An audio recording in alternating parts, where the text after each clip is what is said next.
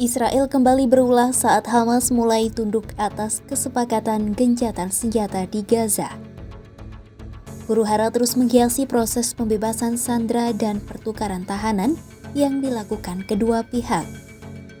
Kini, drama baru dimulai. Tel Aviv memutuskan untuk menunda pembebasan sebanyak 620 tahanan Palestina. Ratusan tahanan itu seharusnya dilepaskan Israel Sabtu 22 Februari 2025 lalu bersama dengan penukaran 6 sandera yang dibebaskan Hamas. Penundaan yang dilakukan Israel ini pun menuai kecaman. Apa yang membuat Israel menunda pembebasan ratusan tahanan dan bagaimana nasib gencatan senjata di Gaza?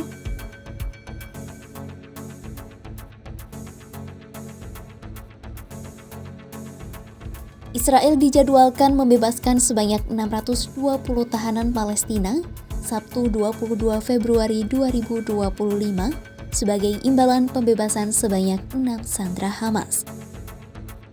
Sayangnya kesepakatan pembebasan ratusan sandera itu terpaksa ditunda. Penundaan pembebasan sandera dilakukan menindaklanjuti proses penyerahan sandera oleh Hamas yang dinilai memalukan oleh Israel. Israel mengatakan akan menunda pembebasan tahanan sampai penyerahan sandera selanjutnya dilakukan tanpa upacara yang merendahkan. Langkah Tel Aviv itu pun menuai kecaman kelompok Hamas Minggu 23 Februari 2025. Hamas menilai penundaan tersebut sebagai pelanggaran kesepakatan senjata di jalur Gaza. Perdana Menteri Israel Benyamin Netanyahu dituding sengaja menyabotase kesepakatan tersebut. Menurut Hamas, klaim Israel soal upacara penyerahan sandera itu tidak benar. Pemimpin Hamas Ezat Al-Rish mengatakan, klaim itu salah dan lemah serta bermaksud menghindari kewajiban yang telah disepakati. Al-Rish mengungkap, upacara penyerahan yang dilakukan Hamas tidak menghina tawanan. Apa yang dilakukan kelompoknya itu menunjukkan perlakuan manusiawi, bukannya menghina.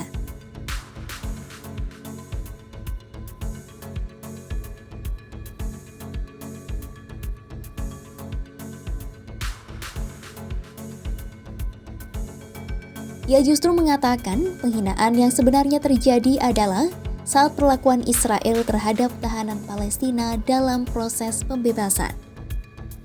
Para tahanan itu malah kerap disiksa, dipukul, dan menerima penghinaan yang disengaja hingga saat-saat terakhir. Bahkan, Tel Aviv juga membebaskan para sandera dengan tangan diborgol, mata tertutup, sampai pihak keluarga diancam tak boleh merayakan kepulangan mereka. Hamas pun mengkritik Israel karena gagal melaksanakan sepenuhnya ketentuan-ketentuan gencatan senjata setelah memasuki fase pertama. Mereka mendesak para mediator dan komunitas internasional menekan Israel untuk menghormati kesepakatan gencatan senjata. Lantas, bagaimana kelanjutan gencatan senjata antara Israel dan Hamas?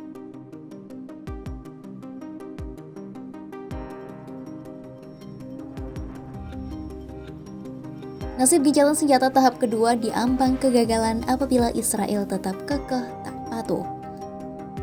Padahal Hamas telah menyatakan siap maju untuk pembicaraan tahap 2 gencatan senjata di Gaza.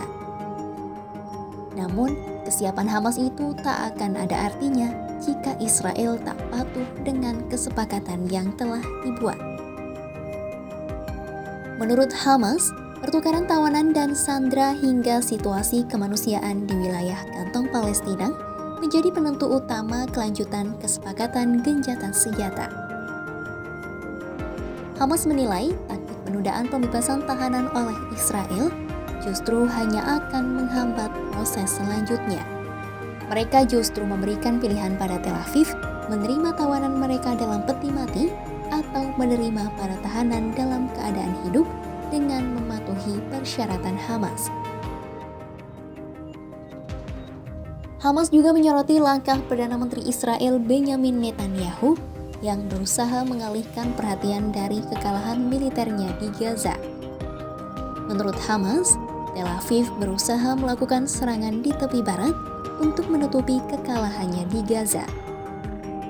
Sejak kesepakatan gencatan senjata resmi berlaku 19 Januari 2025 lalu, pasukan Israel mulai bergerak ke kamp-kamp pengungsi tepi barat utara. Lokasi utama yang menjadi target yakni Jenin, Tulkarim, dan Tubas.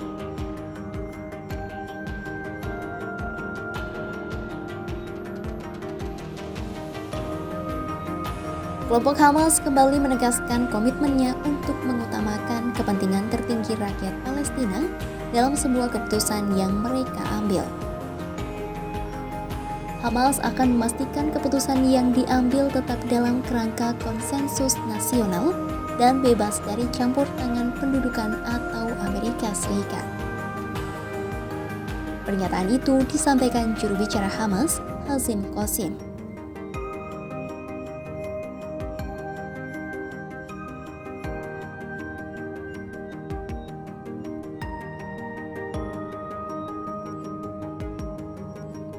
Qasim mengatakan pihaknya telah menunjukkan tingkat fleksibilitas tertinggi dalam merumuskan pendekatan politik dan administratif untuk mengelola pemerintahan Gaza dalam berbagai dialog, utamanya dengan Mesir.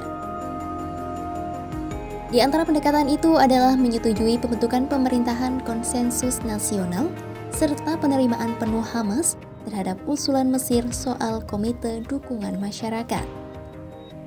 Di lain sisi, Hamas juga masih menunggu niat baik Israel menjalankan semua ketentuan protokol kemanusiaan dalam gencatan senjata di Gaza. Hamas kembali menekankan kesiapan untuk sepenuhnya menjalankan kesepakatan gencatan senjata dalam semua tahapan. Namun, lagi-lagi Israel dinilai gagal memenuhi kewajibannya. Hal itu utamanya perihal kondisi kemanusiaan di Gaza. Hamas melaporkan sejumlah pelanggaran terhadap kesepakatan gencatan senjata kedua pihak. Israel disebut melakukan pelanggaran dengan melancarkan serangan yang menyebabkan korban warga Palestina, terlambatnya perizinan warga sipil yang mengungsi untuk kembali ke Gaza Utara, dan upaya menghalangi bantuan kemanusiaan penting untuk masuk ke wilayah Gaza. Padahal sebelumnya, Israel telah setuju dalam kesepakatan gencatan senjata untuk tidak melakukan pelanggaran terhadap perjanjian tersebut. Lalu, akankah gencatan senjata tahap kedua akan segera terwujud? Untuk tahu jawabannya, jangan lupa simak kabar terkini dari dalam dan luar negeri hanya di kanal YouTube Kompas.com.